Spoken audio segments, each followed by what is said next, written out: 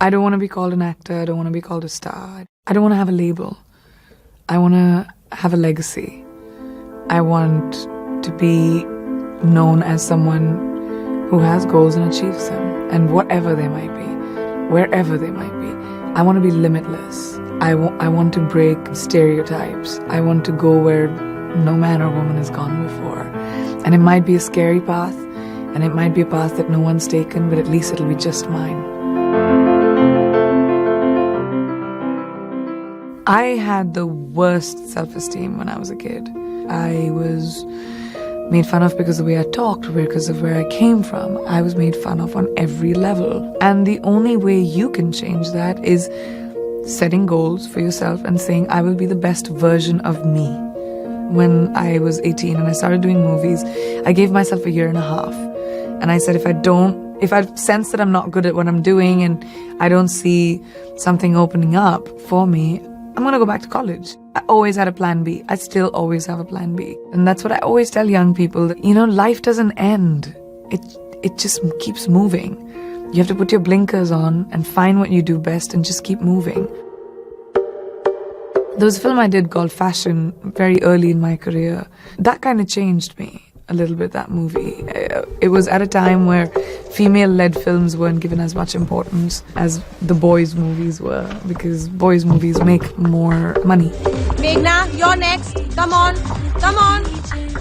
But that movie did really, really well. Everyone was like, whoa, a female-led movie did well, and it made a lot of money, and it changed me as an actor, because I was like, wait a minute, I can create people. I taught myself makeup, I taught myself clothes, I taught myself emotions, I taught myself to move people. That's a huge, huge power. Quantico was my first audition. I knew I had to go into this room and read these lines in front of all these people, but I was so nervous before I went in. So I went to the bathroom, I remember, before I went in, and I looked in the mirror, and it's so stupid and cliche. But I talked to myself and I said, what's wrong with you? You've played the most difficult characters in the most complicated movies. I tossed my hair a little bit, felt great, and walked out. Did my bit and got the job. The bomber knew exactly what they were doing from day one. Why do you say that? They framed the brown girl. In this country, I'm an easy person to blame. I remember when I read the line, I remember calling the writers and I said, this is a really big deal for people in general, people who look like me, people, who have been treated a certain way or racially profiled because of the color of their skin. And thank you for giving me that line. When was the last time you saw an FBI agent with a hijab, When was the last time you saw an Indian girl who is the headline of a show and at the same time completely, insanely unapologetic? Nice to meet you, Ryan Booth. And bold and brazen, and not a doctor or a nerd or a computer scientist or, Apu from The Simpsons who talks like that.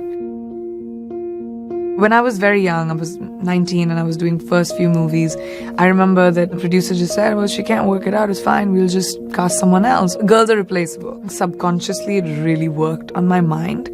And I started picking up parts which were strong, which were not just the damsel in distress waiting for someone to rescue me.